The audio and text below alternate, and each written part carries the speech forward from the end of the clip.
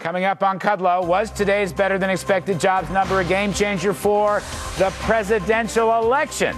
Is it time for Romney to prove he knows how to put a better policy together to get better growth?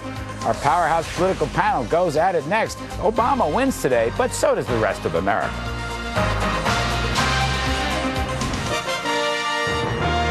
Welcome back to the Kudlow Report. America's had a wave of solid jobs numbers, giving the economy 3% growth momentum.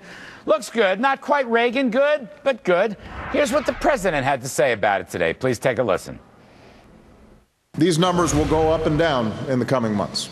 And there's still far too many Americans who need a job or need a job that pays better than the one they have now. But the economy is growing stronger. The recovery is speeding up, and we've got to do everything in our power to keep it going. All right, kind of a little low-key for a guy who had a pretty good day. Is today's jobs report a game changer for his reelection in 2012? Let's talk to Democratic strategist Bernard Whitman, radio talk show host Mark Simone, and CNBC contributor Jimmy Pethokoukis of the American Enterprise Institute. I go to you, Mark Simone. Big jobs number. This is the second, and actually the momentum. Almost every data point is getting better. So, if the Republicans whine about the bad economy, Obama could win. If it keeps getting better. But Gingrich had an amazing victory in South Carolina, but that was one week. You know, you got to do this month after month. It's still just January. Now, wait, you said if the economy keeps getting better, Obama could win. That's the crux of the matter. Romney's got a problem. Romney, all right. He's a turnaround artist, and if it's good, you don't want it turned around. All right, Jimmy P., do people understand that? Does Romney know he's got to do more than just whine about the economy, which isn't Reagan, I get that, but it's not going into a double dip. It's not going to have 10% unemployment. There's no conspiracy theories about Bureau of Labor Statistics weenies pumping out good numbers to elect their boss. What's your take on this? Listen, if 2012 was going to be like 2011, then I think, assuming Mitt Romney's nominee, I think that was going to be a catastrophic defeat for President Obama. But if we don't get that, if we get the Kudlow scenario, 3% growth, 200,000 jobs, then I think it's a horse race. And Mitt Romney is not going to have to say Obama's not working. He's got to say why Romney is working and make the affirmative case, pro-growth case. All right. No, I want to come back to that. Bernard, Intrade gave Obama about another 1.5 today. So Intrade, the pay-to-play betting parlor, says about 50% chance that the president will be elected. That's up actually about 3 points in the last week or so.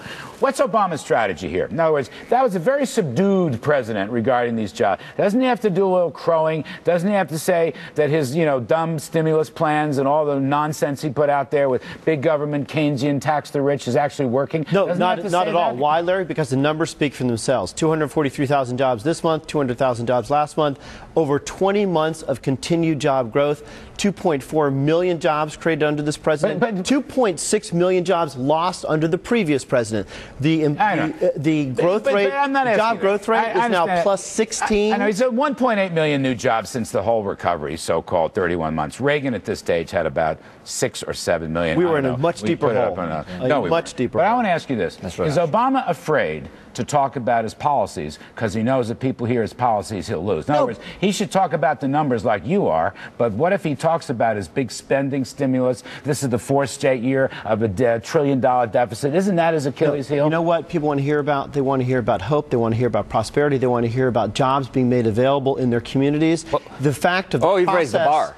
They don't. You've raised the bar. You raised the bar to prosperity. Well, we're not at prosperity. If that's what you're talking about, he's not going to talk about that because that's not where we're at. The whole point, remember, the prosperity starts with a job, and 243,000 people have jobs now. Prosperity.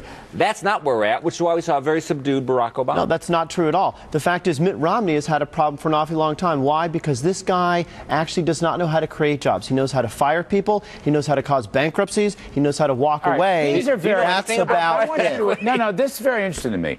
I think the public believes that Mitt Romney is this experienced businessman, and I think the public probably believes that he does know the economy's workings better than Obama. But the public doesn't know exactly in a detailed, specified way how Romney would make the economy more Reagan-like in growth than Obama-like. In other words, people respect Romney, but has he shown them how he's going to make things better? No, and he's had that 57-point plan, which is ridiculous. You Right. wrote a column today. It's on the CNBC website. 2 paragraphs just jumped out at me. I knew exactly what you would do. It said more than his 57 points. He's got to have a plan. I think he's got it. I know he's a chess player, and maybe he's holding it back. He'll do it in the summer. This way, Gingrich doesn't have time to spit all over it. This time, Obama doesn't have time to co-opt it and start implementing some of it and take it away from him. Remember, Clinton triangulated Bush, stole this 3 But the guy's been running for president for 5 years. I think the American public should know how he plans to create. He's like Nixon. He's the new Romney. You know what? The new never works. Didn't work for Gore, didn't work for Kerry. This is the tricky part. He says to the American public, I am going to make things a lot better.